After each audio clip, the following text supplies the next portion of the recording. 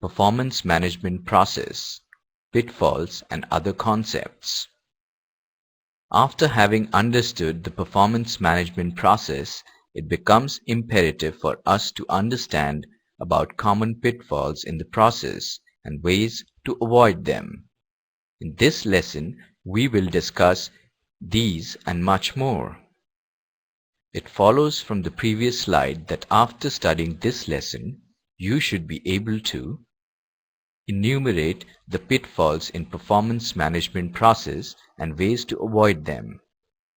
Understand the concepts of benchmarking, balanced scorecard, coaching and mentoring, job analysis, training, line management and performance. The screen shows some of the most common pitfalls in performance management process. The organization must make sure that they are ready to use performance management. All key players must see the need for it. The organization should appoint a project manager who should be accountable for all failures emanating while implementing the system. Organizations must make sure to sequence the process so that strategic performance cascades to business performance, which further cascades to individual performance. Every performance outcome should be made the accountability of a single person, even if they do not control all aspects of that outcome. A key component of performance management is measuring actual against planned performance. It should be remembered that big targets only get accomplished if individual staff meets their smaller targets. Part of the performance management process is the development of staff to provide them with the capabilities to achieve their targets. The managers should ignore this aspect of performance management, and so on. Benchmarking is the process of comparing one's business processes and performance metrics to industry bests and/or best practices from other industries. The purposes of best practice performance benchmarking is to develop an understanding of the fundamentals that create business success based on objective measurement of relative performance against relevant companies in areas involving official business processes. The success of benchmarking lies in the organizational structure and the relationship between benchmarking and the organization's strategic intent.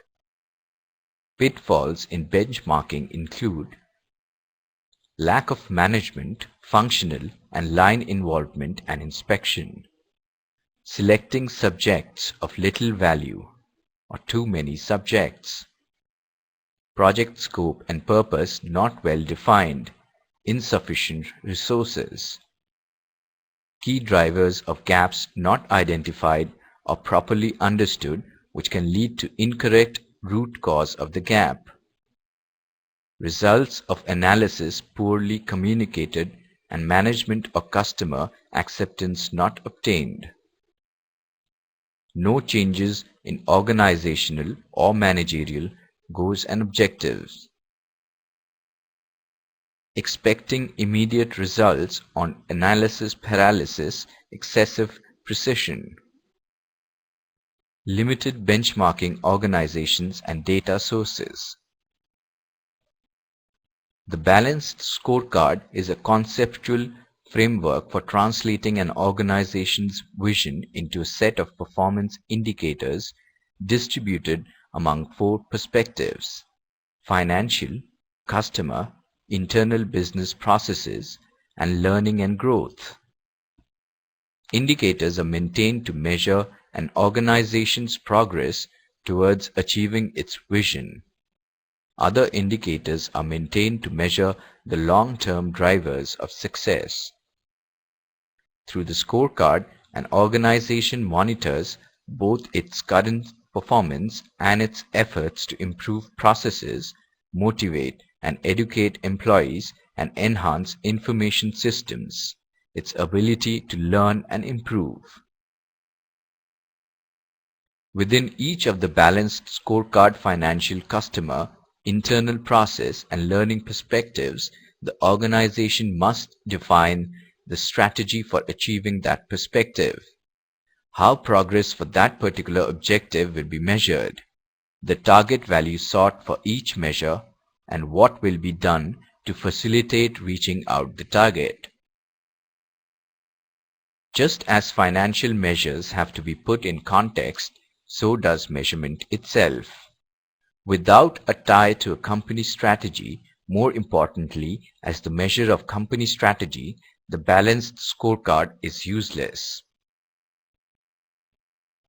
Organizations use the scorecard to clarify and update strategy, communicate strategy throughout the company, align unit and individual goals with strategy, link strategic objectives to long-term targets and annual budgets, and identify and align strategic initiatives.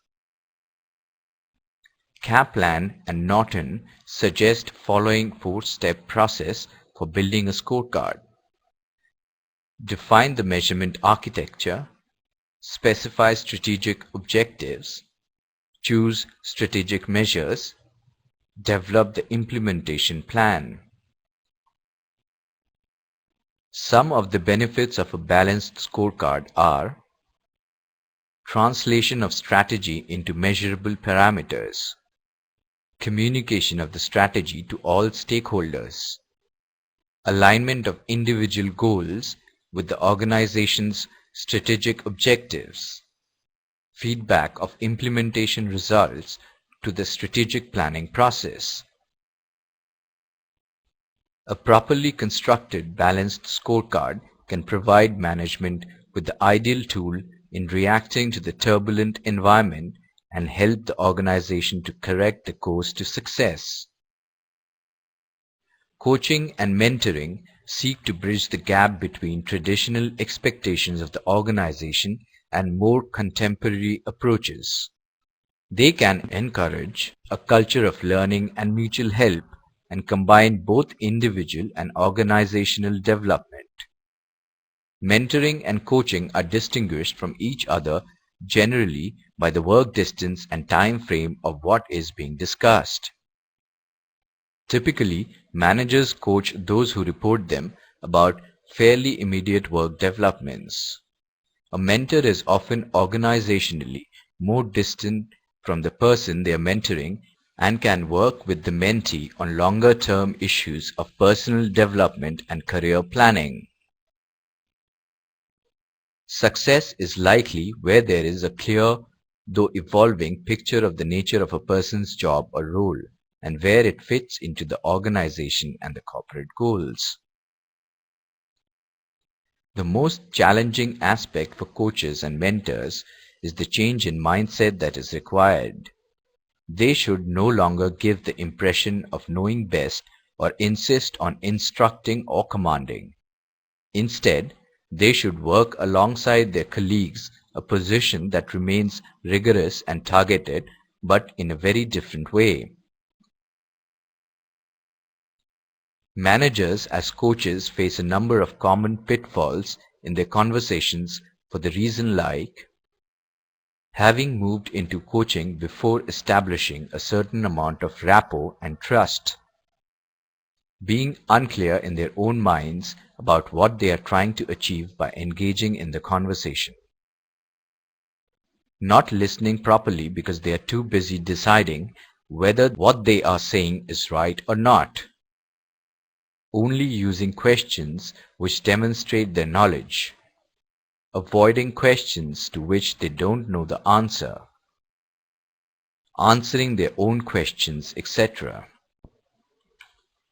The value of coaching is that it establishes an effective and dynamic working relationship in difficult and changing situations. In many cases, managers are encouraged to coach by manager as coach and developer initiatives. The main purpose of the mentoring relationship is to help mentees develop their own thinking and planning about their career and development with someone supportive who has organizational experience and knowledge. The usefulness of mentor lies partly in their knowledge and experience. But as this becomes less relevant with changing times, mentors' key value is in their ability to help their mentees to gain knowledge and experience of their own in their current role and to develop their ability to make effective judgments in ambiguous or uncertain situations. Key factors in a successful mentoring scheme are similar to those in any organizational initiative. That is, commitment and modeling from those with most power and influence, clear and user-friendly systems and procedures, clarity about the reasons and desired outcomes of the schemes, and widespread and appropriate communication to all stakeholders. Many people have experience of an informal mentor, someone who took them under their wing at a crucial stage in their career. In a wide variety of organizations, there are traces of this process, being as it is a very normal and well-respected human activity. Cross-cultural research indicates that managers in different national cultures work from different sets of assumptions and priorities. The individualist assumptions in cultures such as those of the UK or the United States, for example, contrast with the collective assumptions in Japanese or Latin American culture. Job analysis is the procedure through which you determine the duties of these positions and the characteristics of the people to hire for the job. A job description is a written description of what the job entails. It is not necessary to overemphasize how important, thorough, accurate, and current job descriptions are to an organization. Job specification evolves from the job description. It addresses the question, what personal traits and experience are needed to perform the job effectively? The job specification is especially useful in offering guidance for recruitment and selection. Companies are grappling with challenges like rapid product and technological change, global competition, deregulation, political instability, demographic changes, and a shift to a service economy. This has increased the need for firms to be more responsive, flexible, and much more competitive. The managers have anyway started dejobbing. Competency-based job analysis basically means writing job descriptions based on competencies rather than job duties. It emphasizes what the employee must be capable of doing rather than on a list of the duties he or she must perform. Training is required at every stage of work and for every person at work. There are some reasons for which this training becomes necessary. Various factors giving rise to the need for training are employment of inexperienced and new labor requiring detailed instructions for effective performance on the job. People have not to work but work effectively with the minimum supervision, minimum cost, waste and spoilage, and to produce quality goods and services. Good system training starts with the identification of training needs. Performance review reports, potential appraisal, job rotation, and continuing education are some components of organized training. Certain principles are followed for developing effective training programs. Some of these are: every human being is capable of learning. An adequate interest in and motive for learning is essential because people are goal-oriented.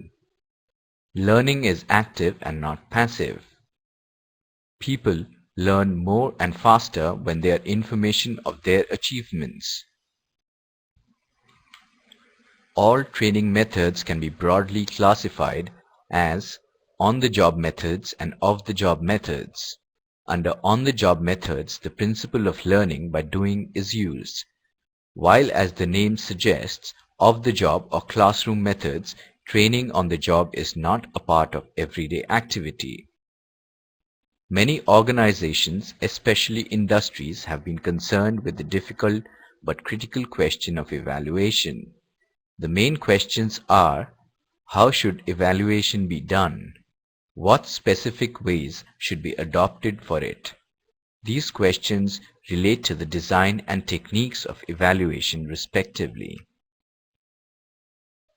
Retraining programs are designed as a means of avoiding personal obsolescence. It is the tendency of the individual worker to become outdated in terms of job requirements. Now let us check if we have understood the various concepts discussed in this lesson clearly. Balanced scorecard determines the standard to motivate people to improve towards their goal. Right or wrong? Wrong. Job description is a list of what the job entails. Right or wrong? Right. Coaching is a sustained relationship between an individual, always more experienced, who helps and guides another individual's development. Right or wrong? Wrong. That's mentoring. Before we end, let us briefly revise what we have studied till so far. There are many pitfalls in the performance management process, and the managers should take utmost care to avoid them.